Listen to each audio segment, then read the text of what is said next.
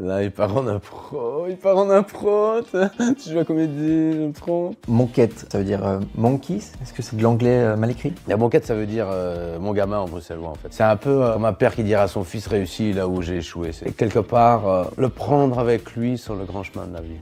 Alors le film est entièrement en caméra cachée. Est-ce que vous aussi vous avez été piégé? Tu vois, en fait, ce qu'on a voulu faire, c'était mélanger la fiction à la réalité. Mais moi, je savais que j'étais du côté fiction et les personnes qui étaient en face de moi étaient du côté de la réalité. Parce que je pense qu'il y a personne qui peut jouer mieux que quelqu'un qui sait pas qu'il est filmé.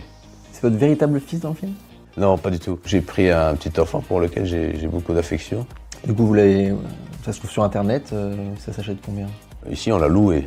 C'est payé à la journée. Hein. Les petits comédiens, c'est comme les grands comédiens, c'est payé à la journée. Ça arrive sur le plateau le matin avec son papa ou sa maman.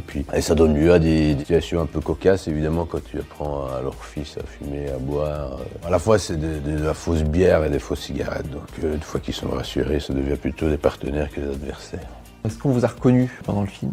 Non, en fait, on me reconnaît jamais au début. C'est une fois que je commence à faire les mimiques où on reconnaît mon accent. Et alors, ce qui est marrant, c'est que tu vois ceux qui essaient de faire croire qu'ils t'ont pas reconnu, mais qui jouent très mal, quoi, tu vois. Mais je vais te faire une confidence. Tu sais, dans les caméras cachées, ce qui est pas le plus compliqué à cacher, c'est pas les caméras, c'est le micro. Parce que quand tu fais une caméra cachée avec un piégé qui est dans un parking, tu peux pas les dire, tu restes là, tu bouges pas. La personne, elle va où elle veut. Donc, il faut arriver à mettre un micro à l'insu des gens. Et donc, par exemple, pour la caméra cachée du parking, la société avait convoqué son personnel qu'on allait piéger. Il leur avait dit passer au bureau le matin, on allait travailler. Vous avez reçu le nouveau polaire. Et on avait mis un émetteur dans le nouveau polaire. Et comme ça, ils pouvaient aller où ils voulaient, on avait le son.